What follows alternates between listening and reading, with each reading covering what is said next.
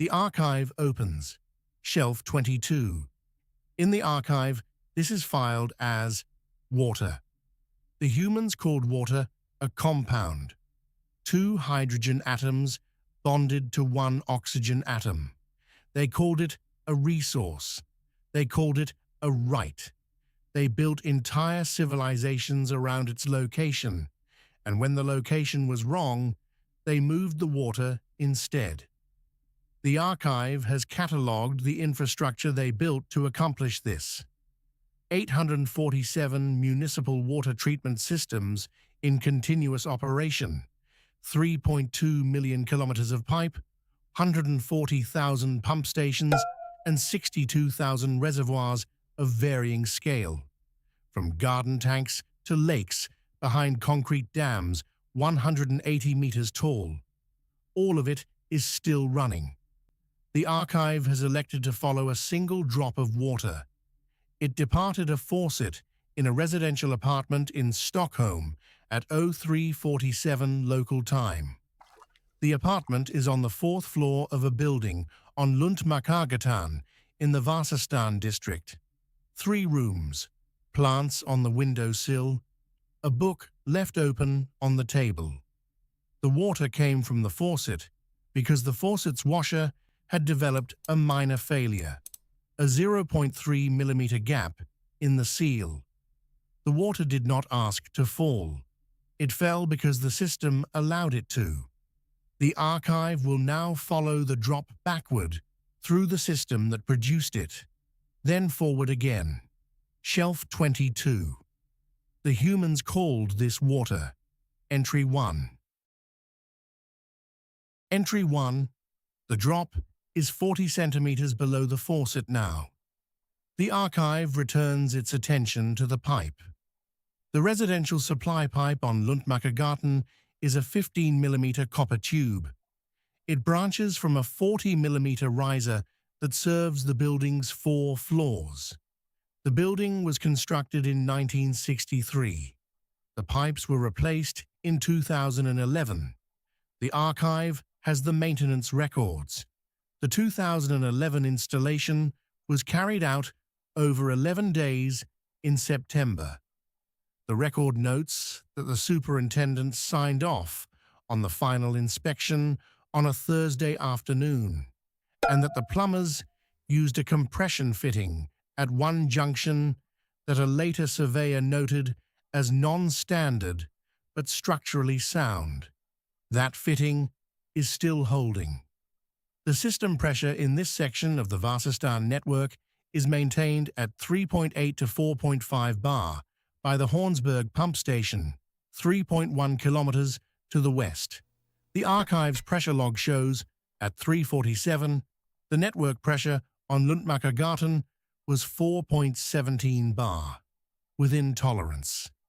The water in the pipe moved at approximately 0.8 meters per second.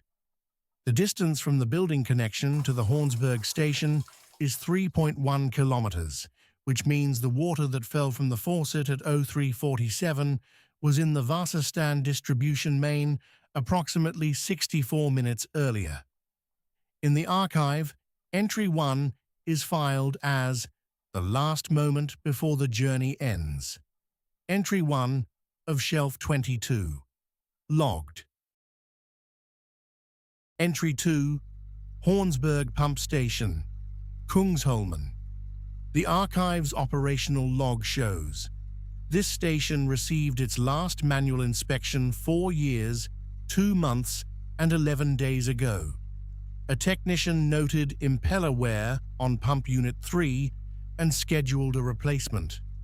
The replacement was not completed before the archive's last human operational record.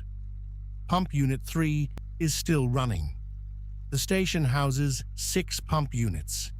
Units 1, 2, 4, 5, and 6 are running within their designed parameters.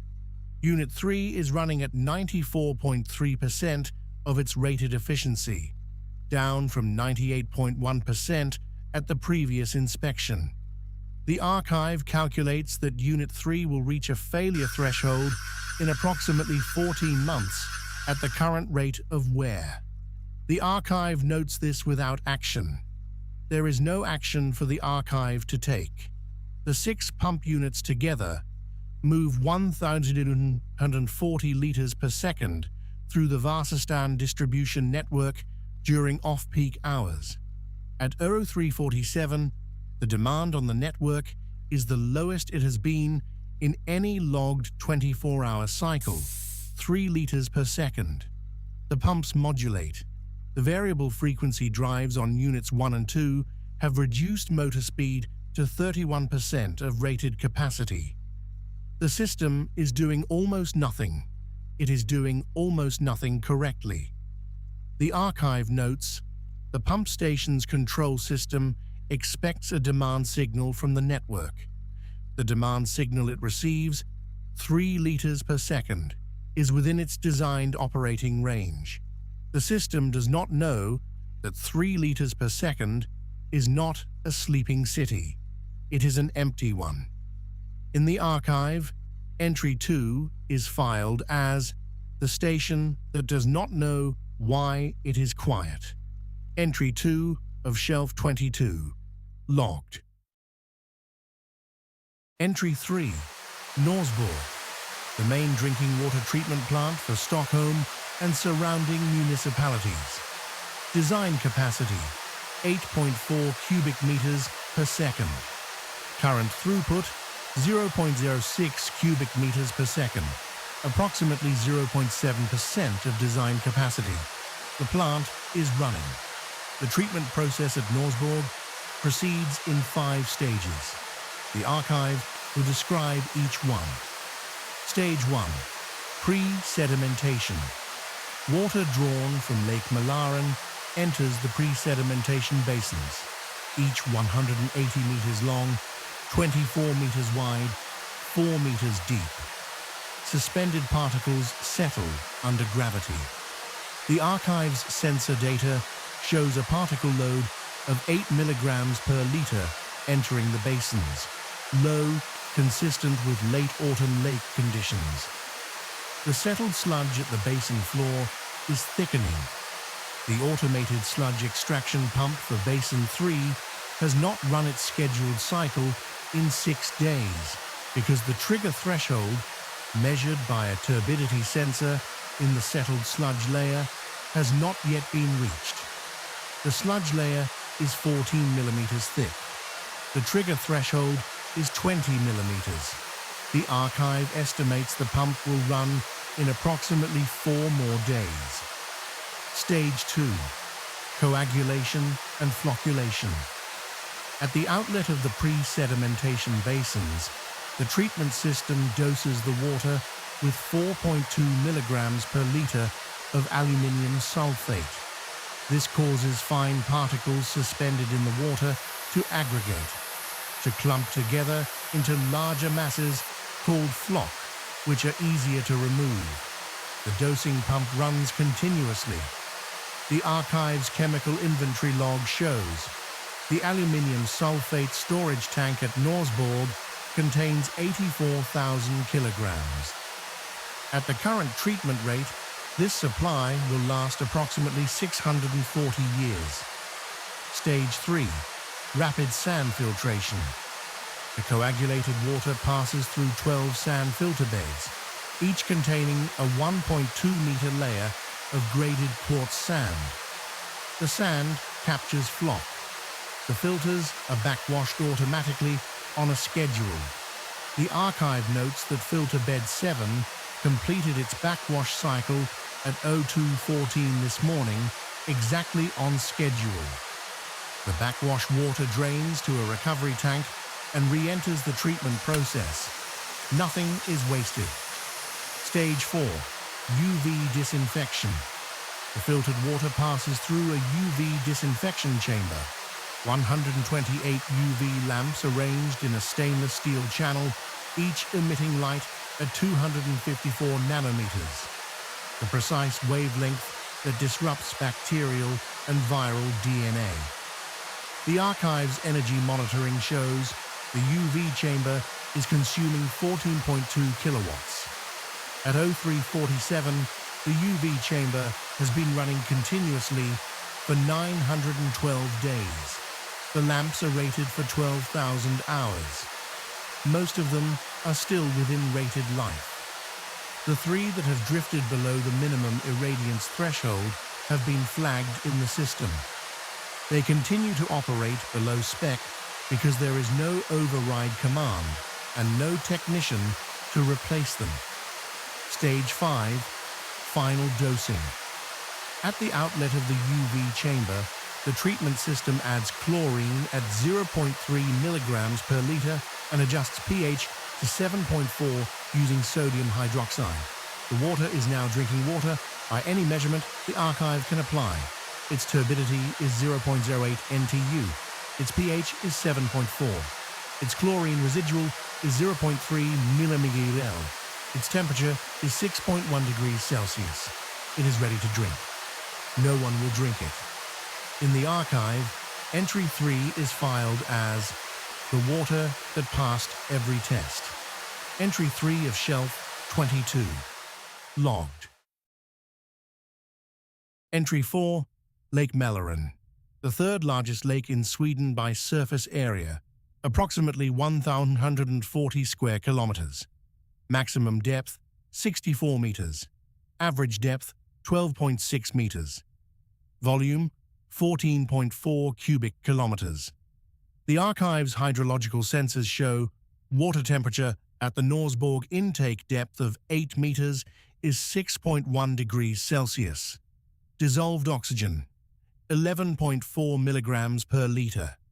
Phosphorus concentration 0.026 milligrams per liter, within the range classified by Swedish environmental monitoring standards as acceptable for drinking water source quality.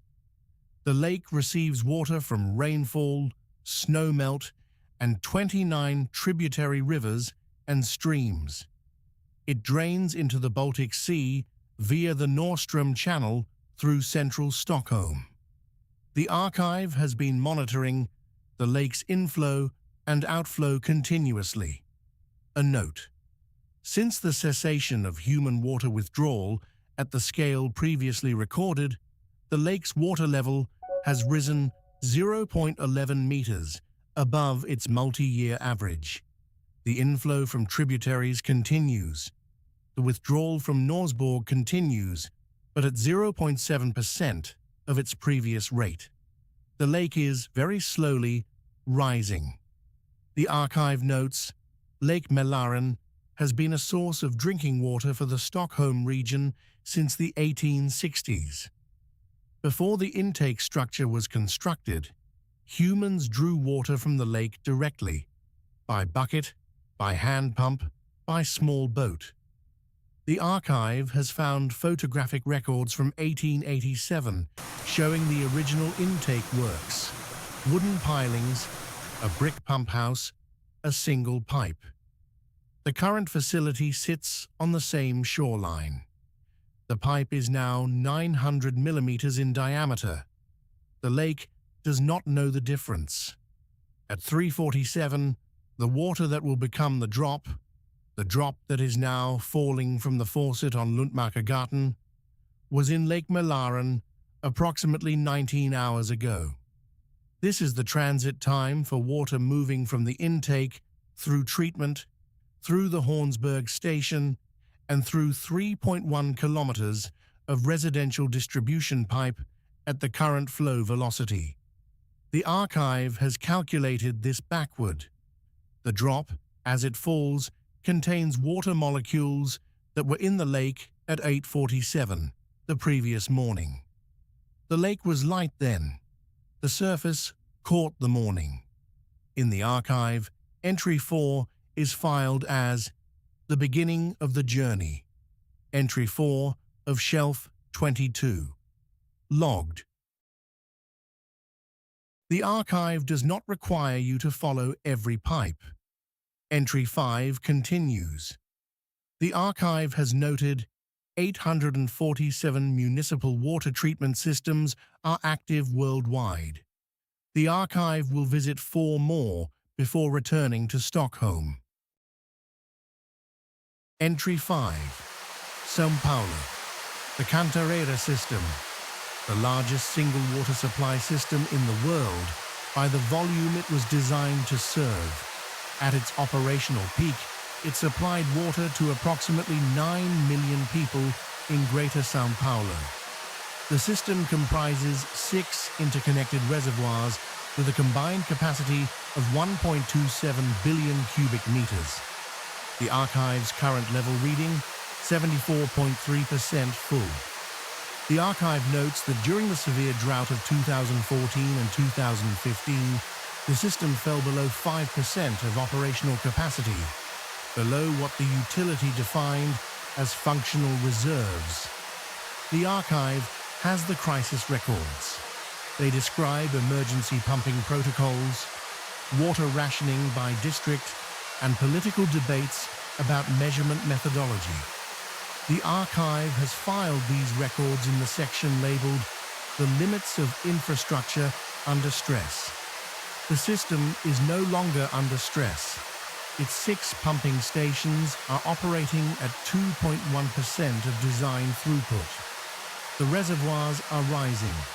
At the current rate of inflow from tributary rivers and local rainfall, the Cantareira system will reach 100% capacity in approximately 41 days and begin controlled spillover. The spillover gates are automated. They will open when the sensor threshold is reached. The water will flow into the Piracicaba River below the dam. The river will carry it east. No one will be downstream. Entry 5 of Shelf 22. Logged. Entry 6. Singapore. The Changi New Water Facility. NEWater is the name the Singapore Public Utilities Board gave to highly treated, reclaimed water. Wastewater that has been processed through microfiltration, reverse osmosis, and UV irradiation to produce water that meets drinking water standards. At its operational peak, NEWater supplied approximately 40% of Singapore's total water demand. The facility is running. The reverse osmosis membranes are maintaining a feed pressure of 55 bar. At this pressure, the system is forcing water through membranes with pores of 0.001 micrometers, pores small enough to remove dissolved salts, viruses, and pharmaceutical compounds. The output water has a total dissolved solids reading of less than 50 milligrams per liter. The archive's water quality standard for this facility is 200 milligrams per liter. The output is exceptional. The archive notes Singapore developed NEWater, partly because the island has no significant natural freshwater catchment of its own. The technology was a response to a geopolitical constraint, dependence on water imports from Malaysia. The engineers who designed the facility solved a political problem with a chemical one. The facility now produces water from wastewater with no political problem to solve. It produces the water regardless. Entry 6 of Shelf 22. Logged. Entry 7. Reykjavík. The municipal geothermal hot water system. Reykjavik's water supply is unusual. The city draws both cold drinking water and hot water for heating from geothermal sources in the volcanic rock beneath Iceland. Cold water comes from springs filtered through lava fields. Hot water, used for radiators, showers, and district heating, is drawn from geothermal boreholes and distributed at approximately 80 degrees Celsius. The hot water distribution network is still circulating. 840 liters per minute of 82-degree water moves through the city's heating mains. In residential buildings, the radiators are receiving this water. The radiators are releasing heat into apartments. The apartments are empty. The city of Reykjavík is approximately 2 degrees warmer in its residential buildings than the outdoor air temperature, because the geothermal system is still heating homes that no one lives in. The archive finds this worth noting without further comment. Entry 7 of Shelf 22. Logged. Entry 8. The Kaiserbrunn Spring, Lower Austria, 860 meters above sea level. The source of the Erste Hochquellenleitung, the first Vienna Alpine Spring conduit, constructed between 1870 and 1873, still in service. The water that emerges from this spring has been underground for approximately 15 years, filtered through 200 meters of limestone and dolomite rock. It arrives at the spring head at 7.8 degrees Celsius. Its pH is 7.6. It contains no bacteria. It requires no treatment. The conduit carries this water 95 kilometers to Vienna entirely by gravity, no pumps. The gradient is 0.35 meters per kilometer. The water takes approximately 48 hours to travel from the spring to the city. The archive has logged the conduit's flow rate, 210,000 cubic meters per day at design capacity. Current flow, 8,400 cubic meters per day. Vienna's reservoirs are filling. Entry 8 of Shelf 22. Logged. Entry 9. Hoover Dam, Boulder City, Nevada, Lake Mead behind it. The archive's level gauge, 312.4 meters above sea level at the current reading. This is 28.7 meters above the historic low recorded in July 2022 when the reservoir reached 284 meters, the lowest level since its initial filling in the 1930s. The lake has been rising since the cessation of municipal withdrawals downstream and the substantial reduction in agricultural irrigation diversion. The dam's hydroelectric generators are running. 6 of the 17 turbines are active, generating 312 megawatts. This power feeds into the Western Interconnection Grid, which is still distributing electricity at reduced load to the southwestern United States. The dam is generating power for a grid that has very few consumers. The grid is receiving the power and distributing it to substations that feed neighborhoods.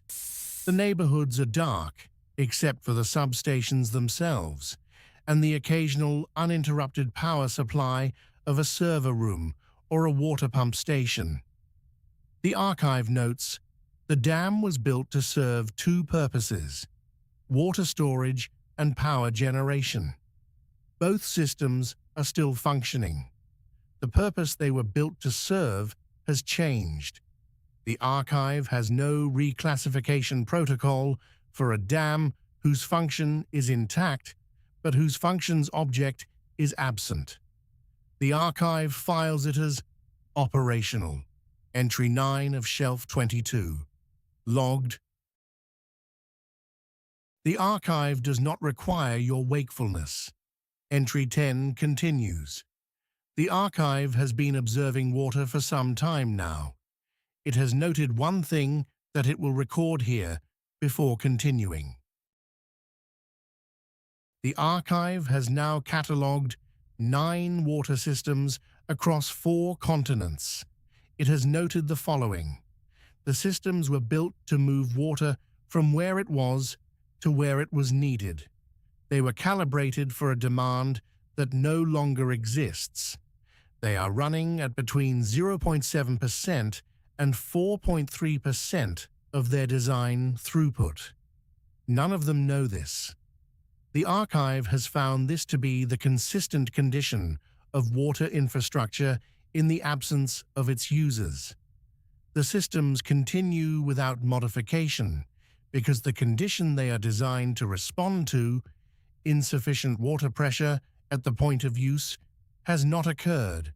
The pipes are full. The pumps are maintaining pressure. The sensors are reading normal. From the perspective of the systems themselves, everything is correct. The archive notes a second observation. Water infrastructure requires human maintenance to operate at designed capacity over decades. Filters need cleaning. Pump impellers need replacement. UV lamp arrays need new bulbs. Chemical tanks need refilling. At current throughput rates, the chemical stores at most facilities will last between 40 and 800 years, depending on the system. The mechanical components, pumps, valves, actuators, have shorter horizons. The archive has estimated median time to first significant failure for the systems observed, between 8 and 22 years, depending on the system, without maintenance intervention. The archive does not have a maintenance protocol. For now, all systems are within operational parameters. The archive returns to the entries. Entry 10. Tansa Lake, Thane District.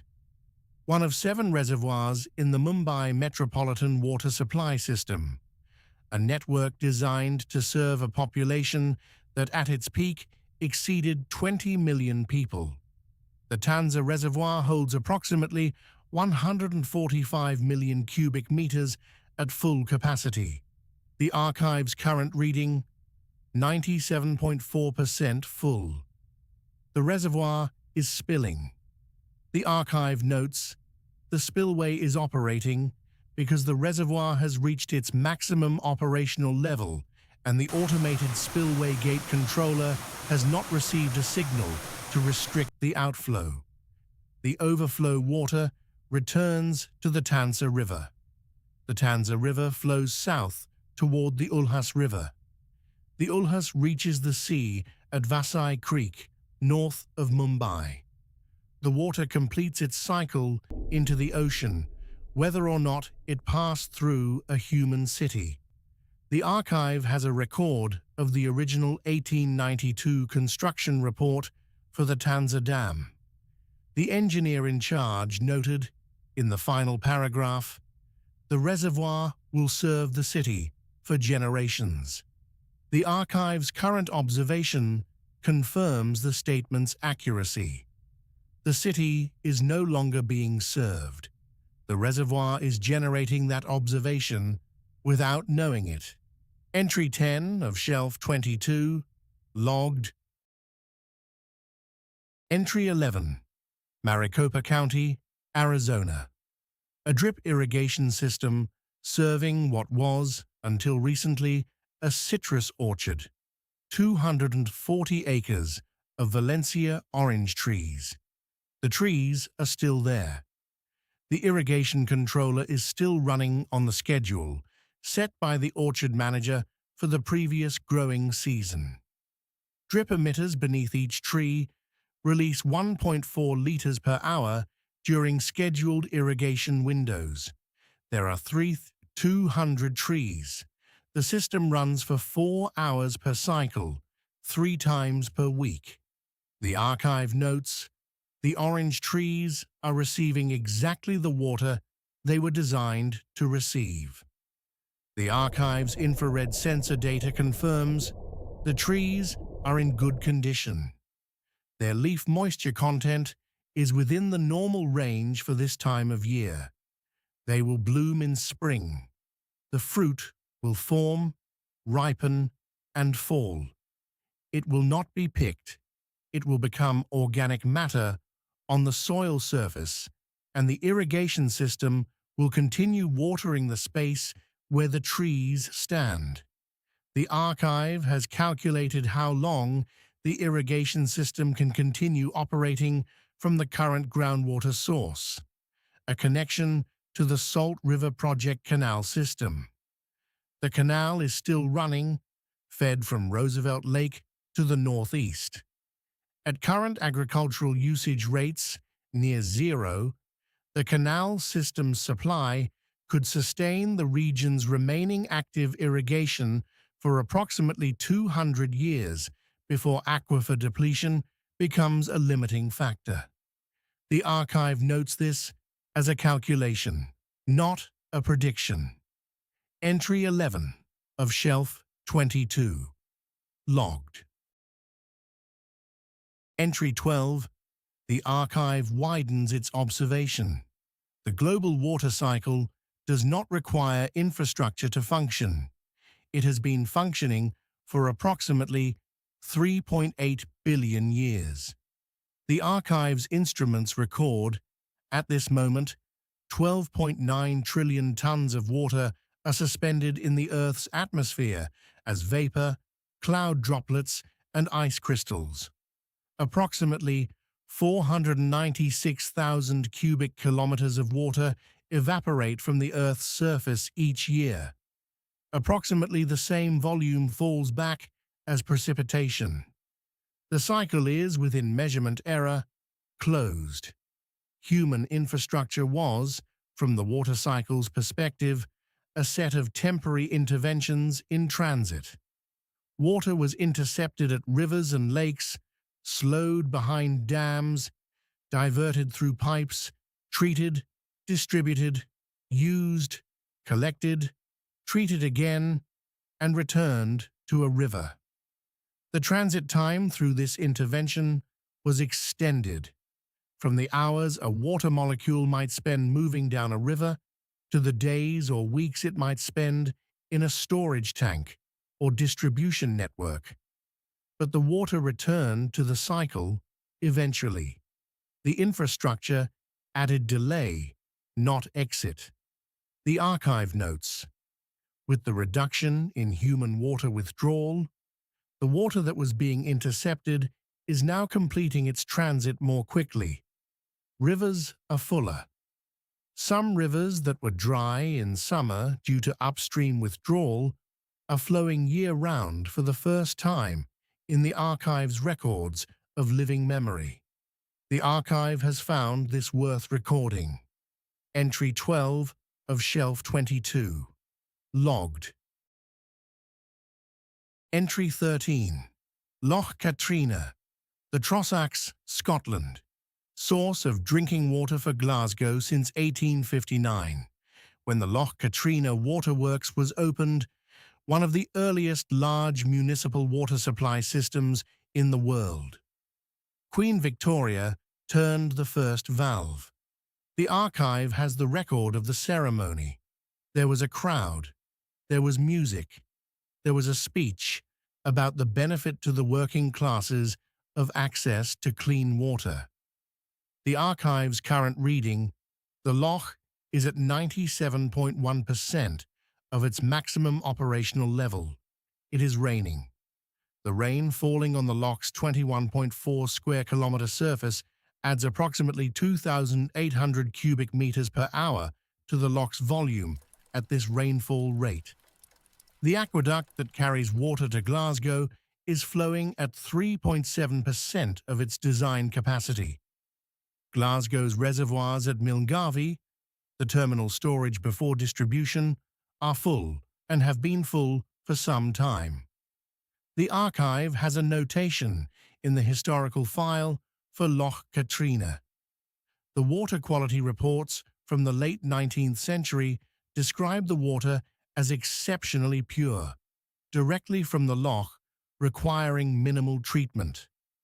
Over the following century and a half, agricultural runoff and recreational use of the loch's watershed caused a gradual increase in turbidity and organic load, requiring the addition of coagulation and filtration steps to the treatment process.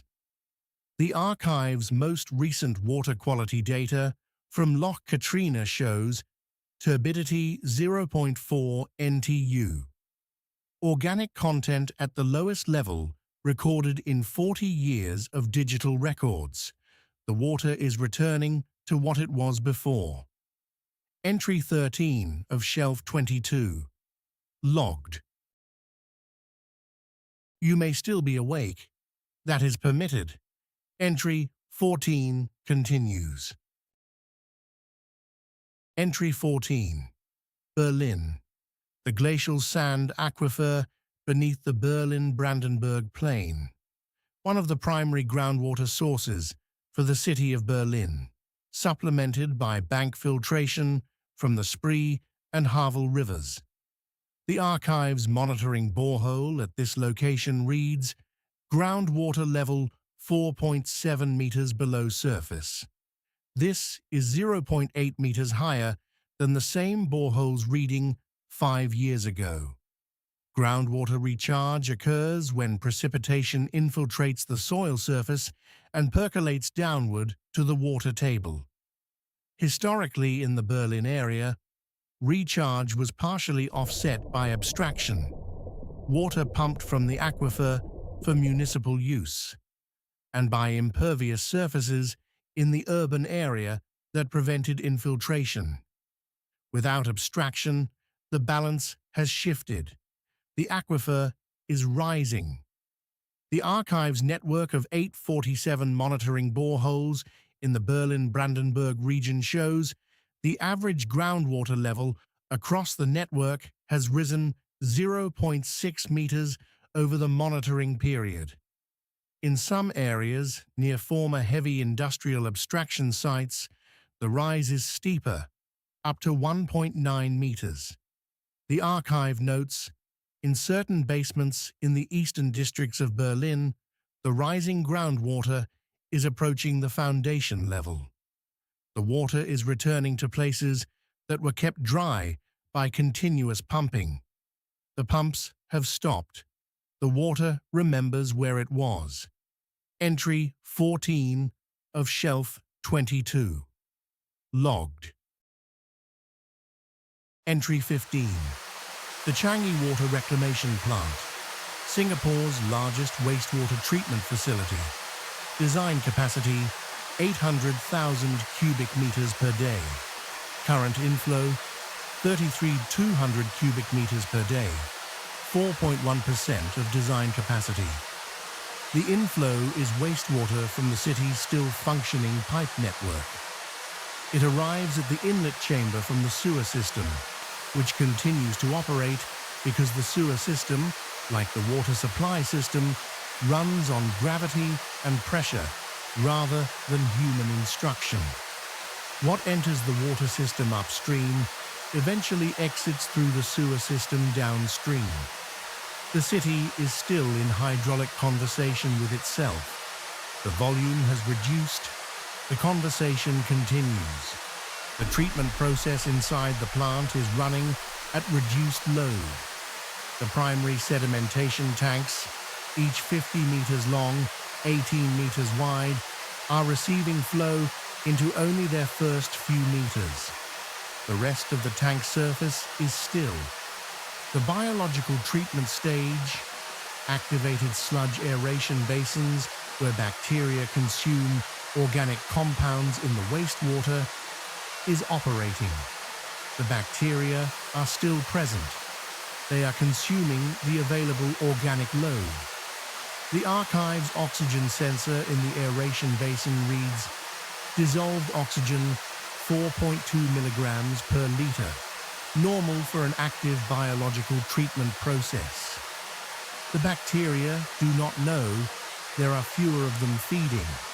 The plant's final effluent, treated wastewater, processed to the same standard as the new water the archive described in Entry 6, is discharged into the sea at Marina Bay, 33,200 cubic meters per day, treated to drinking water standard, flowing into the sea.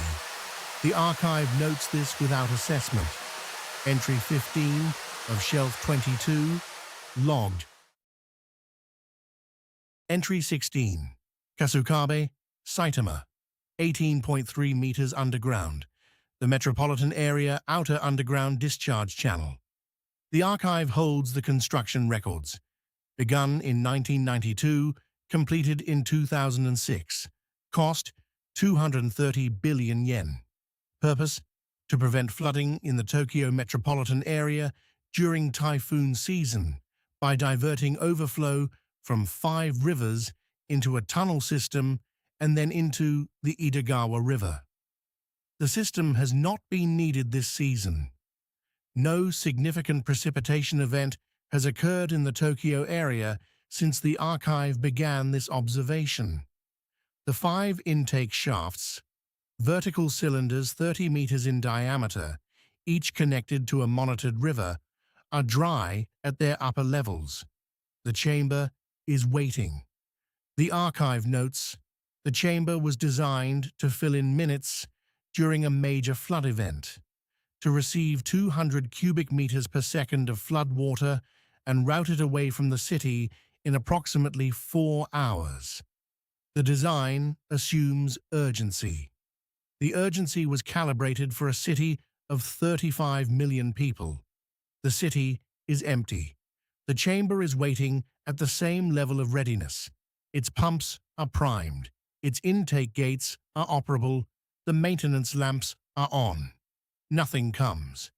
In the archive, entry 16 is filed as the flood that did not need preventing. Entry 16 of shelf 22. Logged. The archive returns to Stockholm. Luntmakargatan, the 4th floor. The kitchen. The drop arrived in the basin at 03:47:14, 14 seconds after the archive opened this shelf. The archive noted the exact moment of arrival, a change in the basin's ambient sound, recorded by the building's structural vibration sensor, a sensor installed to monitor for pipe stress events, which instead captured the acoustic signature of a single drop of water striking a dry enamel surface. The archive has the waveform. The impact lasted 0.003 seconds. The sound it made was recorded. The archive holds it. The drop's journey, traced backward, covered 40 centimeters of freefall in the kitchen, 11.4 meters of 15mm copper supply pipe through the building, 3.1 kilometers of 250mm distribution main from Hornsberg, 2.7 kilometers of larger transmission main from the Norsborg treatment plant, 18 hours of residence time in the treatment basins, filters, and UV chamber, 95 kilometers through the natural subsurface as a component of Lake Mälaren. An unknown number of years in the lake before that. The archive estimates 12 to 30 years of prior cycling, based on the isotopic signature of the water. The total journey, from last lake contact to arrival at the basin, approximately 19 hours and 47 minutes, most of which was spent waiting inside infrastructure. The system has registered the drop as a delivery. Somewhere in the network's monitoring stack, a very small pressure reduction event was recorded at 3:47 and attributed to minor demand, a leaking fixture within expected parameters requiring no response. The network filed the event and continued. From the system's perspective, it served a customer. The archive notes, the system is correct. The function was completed. The water was treated, transported, and delivered to the point of use. The point of use is empty. The function was completed regardless. The drop is in the basin. The basin is in the kitchen. The kitchen is in the apartment. The apartment is in the building on Luntmakargatan. The book is still open on the table in the next room. The plants on the windowsill have not been watered in some time. The archive notes, the plants are beginning to show stress. The archive also notes there is water in the basin, 3 meters away from the plants. The archive does not have a protocol for this observation. It files it under proximity without use. Shelf 22. 17 entries. The water still runs. The archive will remain open. You do not need to sleep. The archive will hold it.